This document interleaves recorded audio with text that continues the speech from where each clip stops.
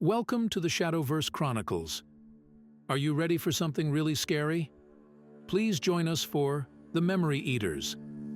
The Memory Eaters by the Chipmunk. The memory hit Alex like a surge of electricity, foreign yet intimate, a knife slicing through flesh, the intoxicating rush of power, and the sickening realization that these weren't just recorded experiences, but something alive and hungry, burrowing deep into the mind. Alex ripped the neural interface from his temples, gasping. The dingy apartment swam into focus, neon signs outside the grimy window casting an eerie glow. His hands shook as he stared at the small, pulsing cube on the table. "What the hell did I just buy?" he muttered, running fingers through sweat-damp hair. The comm unit buzzed. A message from his contact Zara scrolled across the screen. "Got that high-grade stuff you wanted? Meet at the usual spot?" Alex hesitated, fingers hovering over the keypad. The cube seemed to throb in his peripheral vision, a siren call he couldn't ignore. "Rain check," he typed back. "Working on something big." The cube beckoned. Despite the lingering nausea, Alex's hand drifted towards it. Just one more taste. The interface clicked into place. The world dissolved. Blood spattered across white walls. A scream cut short. The thrill of the hunt. The ecstasy of the kill. Alex's consciousness swam in a sea of murderous memories, each more vivid than the last. A pounding at the door jolted him back to reality. Alex stumbled to his feet, disoriented. How long had he been under? "Open up, Alex! I know you're in there!" Zara's voice tinged with worry and frustration. Alex glanced at the cube, then at the door. "Just a second," he called, voice cracking. He shoved the cube and interface into a drawer, taking a deep breath before opening the door. Zara burst in, her cybernetic eye whirring as it scanned him. "You look like shit," she stated, frowning. "What's going on?" "Nothing," Alex lied, avoiding her gaze. "Just working on a new lead." Zara's organic eye narrowed. "Bull! You're sweating, pupils dilated? What did you take?" "I told you it's nothing!" Alex snapped, a surge of foreign anger rising in his chest. His fists clenched involuntarily. Zara took a step back, her hand drifting to the stunner at her hip. "Alex!" The rage subsided as quickly as it had come, leaving Alex shaken. "I'm sorry," he mumbled. "I'm just tired, been working too hard." Zara didn't look convinced, but she nodded slowly. "All right, but you need to take care of yourself. The memory trade, it can mess you up if you're not careful." I know, Alex said, ushering her towards the door. "I'll call you tomorrow, okay?" As soon as Zara left, Alex slumped against the wall, heart racing. What was happening to him? He glanced at the drawer, where the cube lay hidden. He should destroy it, turn it in to the authorities. Instead, his feet carried him across the room. The cube pulsed in his hand, warm and alive. Alex knew he should resist, but the memories called to him, promising power, excitement, fulfillment. He plugged in the interface. This time the memories felt different, clearer, as if they were becoming a part of him. Alex saw through the killer's eyes, felt the knife in his hand. No, not the killer's hand. His hand. In the real world, Alex's fingers twitched, curling around an invisible weapon. His eyes snapped open, glowing with an unnatural light. A smile spread across his face. A killer's smile. The memories weren't just replays anymore. They were instructions.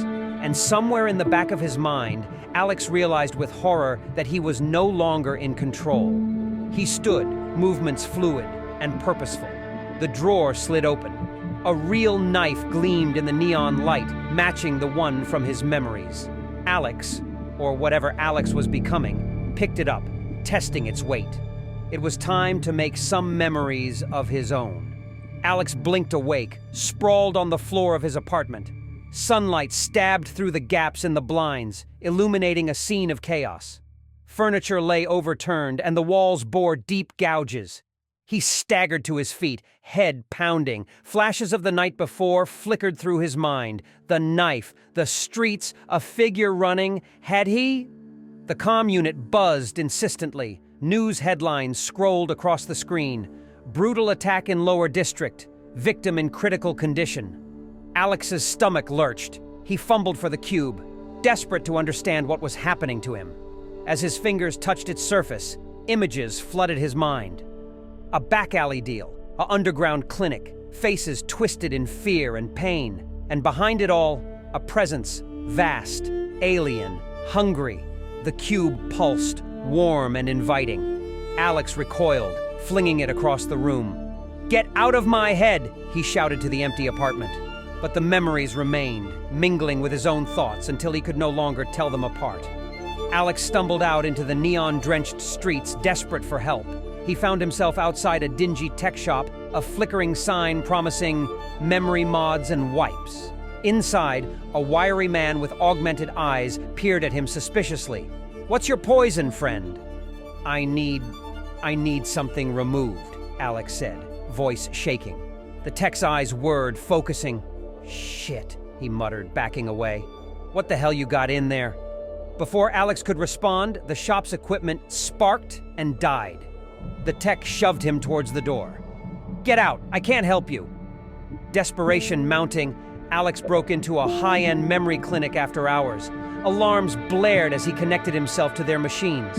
A holographic doctor flickered to life, expression shifting from annoyance to horror as it scanned him. "This is impossible. The memory structures, they're rewriting themselves, evolving." The clinic's security drones converged. Alex fled into the night, no closer to a solution. Back in his apartment, Alex pored over the dark web, searching for answers. Messages from other traders popped up. "Stay away from the killer memories, they're not what you think." News reports of missing persons flashed across the screen. Alex cross-referenced dates and locations, a pattern emerging. All led back to one source, the hooded figure who'd sold him the cube. With trembling hands, Alex typed out a message. "We need to talk. Same place." The abandoned subway station loomed, dark and foreboding. Alex descended the crumbling steps, every shadow seeming to move. The hooded figure materialized from the darkness. "You've come to join us," it said, voice a chorus of whispers. "What did you do to me?" Alex demanded. The figure's hood fell back, revealing a face that writhed and shifted, a kaleidoscope of stolen identities. "We gave you a gift. The power to transcend death, to live 1,000 lives." "I didn't ask for this!" The creature laughed, the sound echoing unnaturally. "You all ask for it. The thrill, the power. We just give you what you truly desire." It lunged forward, inhumanly fast. Alex stumbled back, falling onto the tracks. The creature loomed over him, its form rippling and expanding. "Your resistance is impressive," it hissed, "but futile. Soon, you'll be part of us, just like all the others." A train's horn blared in the distance. Light flooded the tunnel. Alex rolled, narrowly avoiding the rushing wheels. The creature shrieked, its form dispersing like smoke. Gasping, Alex clawed his way back onto the platform. His reflection in a shattered mirror stopped him cold. His eyes flickered with foreign memories, and his hands twitched with unfamiliar gestures. The truth sank in. The memories weren't just recordings. They were alive, a parasitic consciousness consuming him from within. And they were winning. Alex stumbled out of the station, mind racing. There had to be a way to stop this, to quarantine the invasive memories before they took over completely. But as he walked, a chilling realization set in. His feet weren't taking him home. They were leading him towards the lower district, where the streets were dark and victims plentiful. Alex fought for control, but his hand was already reaching for the knife in his pocket. The memories surged, drowning out his own thoughts. In the reflection of a shop window, Alex caught a glimpse of his face. A cruel smile spread across it, one that wasn't his own. Time was running out.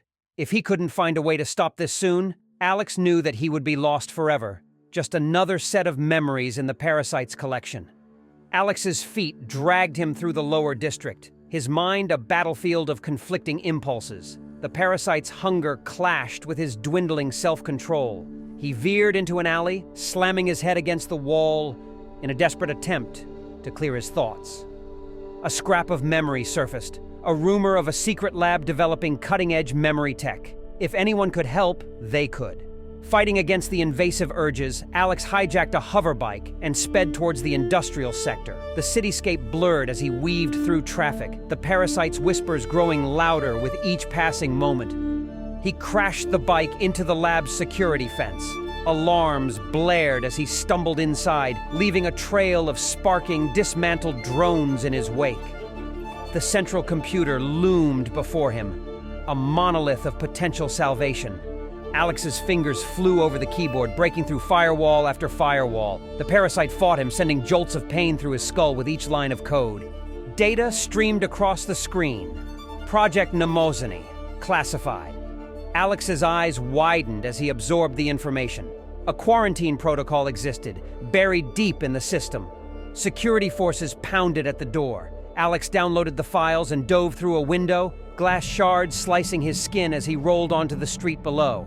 In a forgotten bunker on the city's outskirts, Alex pored over the stolen data. Holographic displays flickered with neural network diagrams and lines of complex code. The quarantine procedure was risky, designed for early-stage infections. For Alex, so close to total consumption, it could be fatal. A pounding at the bunker door startled him. The hooded figure's distorted voice echoed through the metal. "You can't hide from us, Alex. We are you now." No time left. Alex connected himself to a jury-rigged memory terminal, praying it would be enough. He initiated the quarantine sequence and plunged into his own mind. A dark forest materialized around him, shadows writhing between gnarled trees. The stolen memories took form, nightmarish figures lurching from the darkness. Alex recited the quarantine code, his voice echoing through the mindscape. The forest began to crumble, memories howling as they were sealed away. A blood-soaked apparition lunged at him. Alex dodged, feeling the displaced air as claws slashed past his face. He pushed on, the code a mantra on his lips. The hooded figure appeared, its form twisting into a monstrous shape. "You're too late," it growled, its voice a cacophony of stolen lives. "We're part of you now. You'll destroy yourself trying to remove us."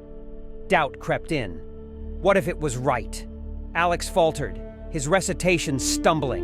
The creature pressed its advantage, tendrils of memory worming into Alex's thoughts. He saw himself giving in, becoming one with the parasite, powerful and immortal. "No!" Alex roared, renewing his focus. The quarantine code thundered through the mindscape. The forest quaked, trees toppling, as reality itself seemed to splinter. The hooded figure howled, its form disintegrating. "You've doomed yourself!" it shrieked as it was torn apart. White light engulfed everything. Alex screamed as it felt like his mind was being torn in two. His eyes snapped open in the real world. The bunker was silent save for the hum of machinery. Alex disconnected himself from the terminal with shaking hands. He stood, legs wobbling, and caught his reflection in a cracked monitor. His eyes were clear, but a slight twitch remained in his left hand, a reminder of what he'd endured. The stolen memories were gone, quarantined in the deepest recesses of his mind, but the experience had changed him irrevocably. Alex recording a message, his voice steady but his eyes haunted. "If you're seeing this, stay away from the memory trade. What's out there? It's not just data. It's alive and it's hungry. I've stopped it for now, but I don't know for how long." He detailed the danger of the living memories, the deaths they'd caused, and the network that traded in these parasitic consciousnesses. As he finished, Alex erased all traces of the lab's location. He stepped out into the dawn, leaving behind the memory trade and the person he used to be. But as he walked away, his left hand twitched, curling into a familiar, brutal grip. Deep in his mind, quarantined but not destroyed, the memories waited. And they were patient. The war, Alex realized with a chill, had only just begun. Thank you for listening. Please like, subscribe, and share.